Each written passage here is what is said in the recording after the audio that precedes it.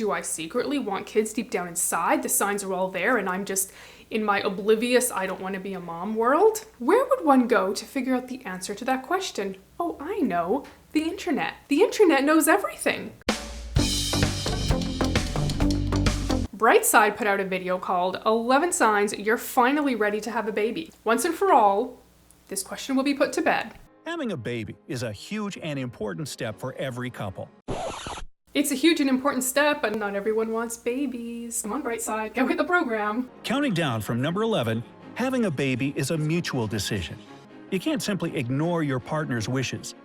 You are more than just a biomaterial producer and an incubator for each other. I feel like that goes without saying. I know that people do sometimes get pregnant if they're in a relationship and they really, really want to have a baby and their partner doesn't. They'll just go ahead and get pregnant anyway. Obviously not a good choice to do that. A baby will not solve family problems. The changes and troubles that can occur after a baby's birth might only make a marriage worse. Maybe a child could strengthen our relationship.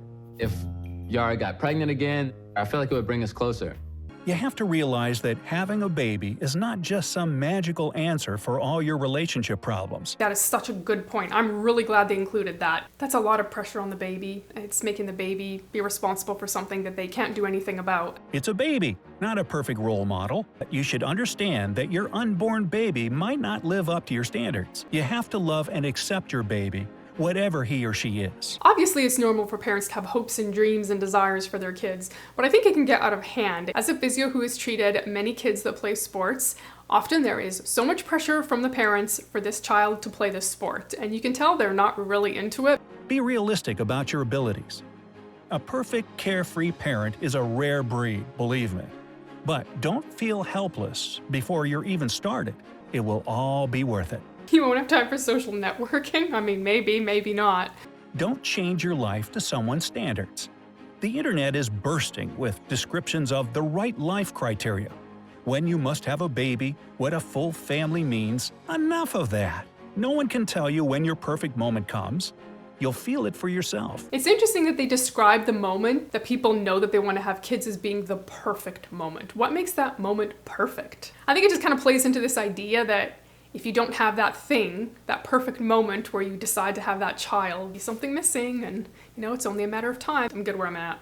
Correctly evaluate possible future troubles. Some couples anticipate having a baby as an interesting process. You'll have a lot of fun for sure, but troubles and worries come in the same package.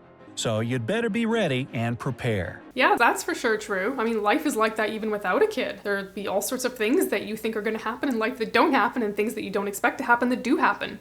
Babies come with a wide range of emotions.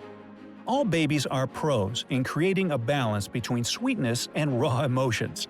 So the next thing you know, a beautiful angel is exploring the world with the delicacy of the Hulk.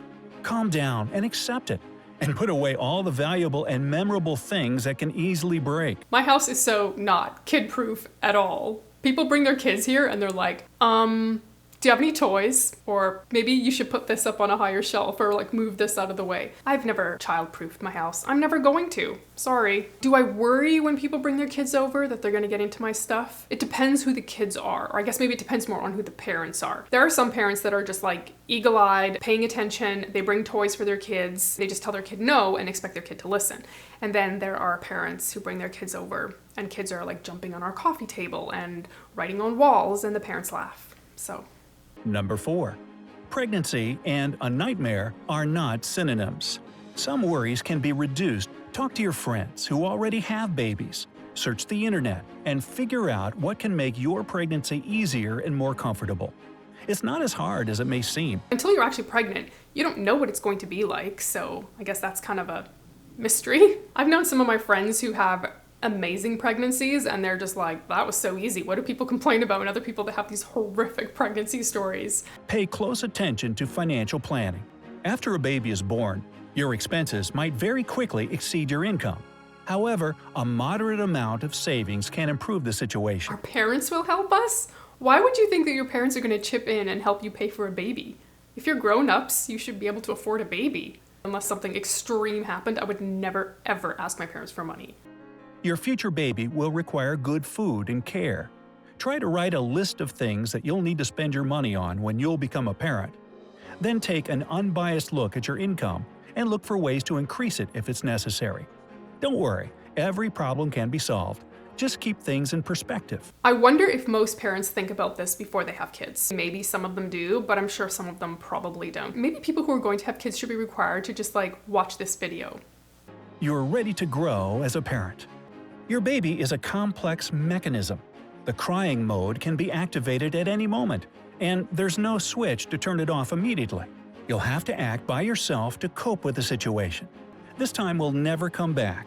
So, despite all the difficulties, enjoy it while it lasts. I hear parents say that all the time. They're like, oh my goodness, I don't even know where the time went, and I kind of wished I'd enjoyed this stage longer because now they're not in this stage anymore. I guess it can be easy when you're going through a tough time with your kid to not want that stage anymore and just be like, okay, let's just move on to the next thing, but the next thing often has its own complications. The decision to become parents is thoughtful and not imposed. We've all heard the scary stories about getting old alone with no one to bring a glass of water or a pair of socks. Yes, socks are yummy with a glass of water. Anyway, having a baby is only your decision. You have to think about your wishes and abilities and forget about what everyone else thinks. Don't feel like you need to do it for somebody or something else. Everyone has their unique path. Okay, I do like that they sort of made it sound optional, but I wish they had also added a sentence that said, and if you and your partner decide you don't want to be parents, that's okay too. Obviously, I'm not gonna have kids, and what you don't want to do is be one of these parents who find out after they've had kids that they regret having them. So, important video to watch for people who want kids.